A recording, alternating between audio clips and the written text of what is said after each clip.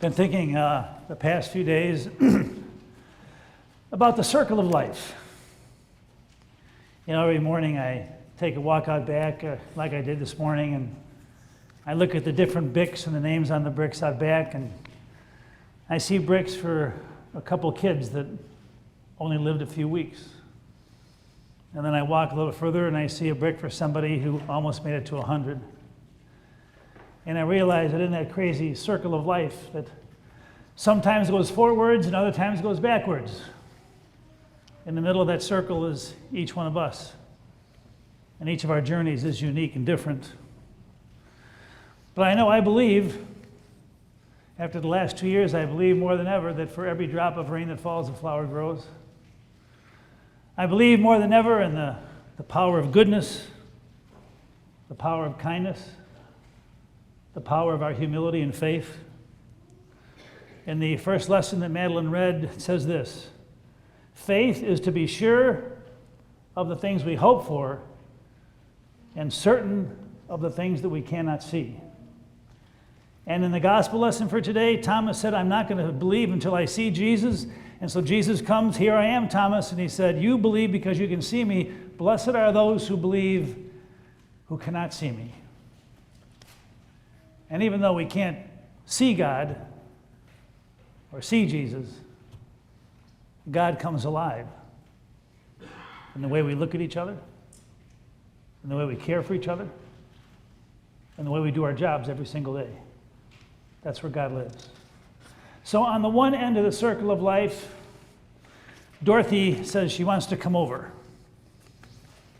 And so Dorothy is pretty much homebound, really can't walk.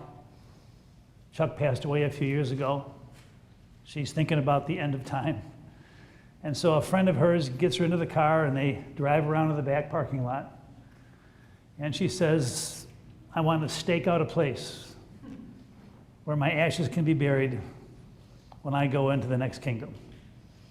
And I said, well, let's get in your wheelchair and roll. So we rolled down the sidewalk and we found a place.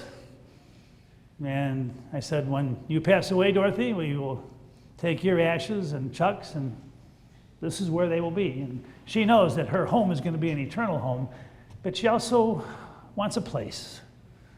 So there's some closure. So there's a place where her loved ones can visit and sit and think about her spirit. I also, this afternoon at 1 o'clock, I'm going to have a baptism in Charter Hall. And the little boy's name is Dawson. And his parents gave birth to a little boy a couple years ago who never really had a chance to live. When he was born, he died. The blink of an eye. His name was Cade.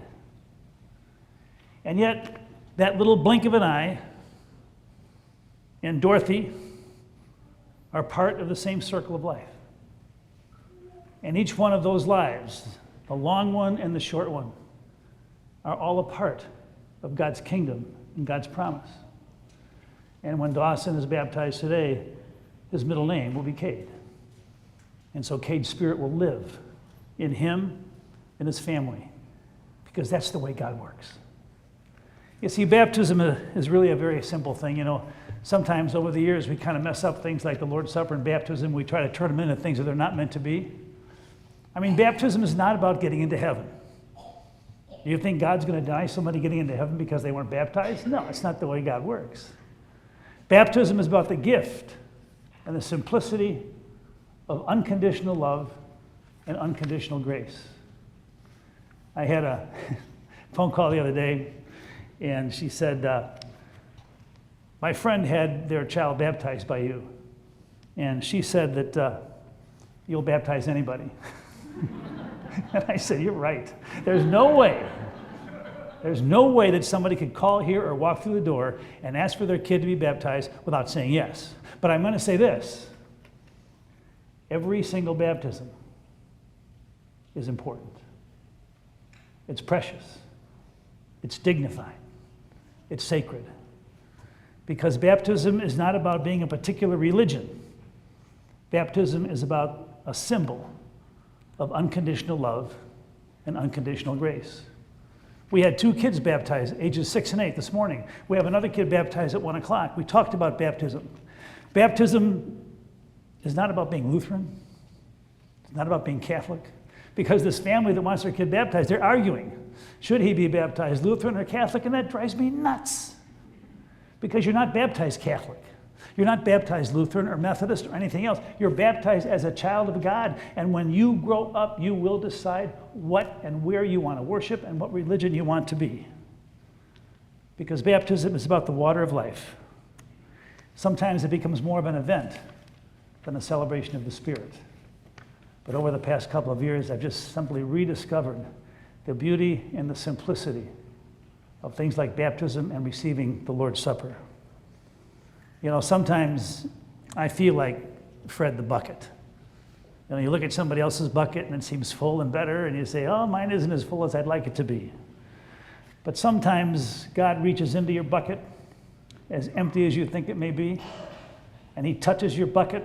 He touches ordinary moments, and out of that bucket, the ordinary becomes majestic, because that's where God lives. So there was Bryson this morning, and there was D'Angelo. There'll be Dawson this afternoon.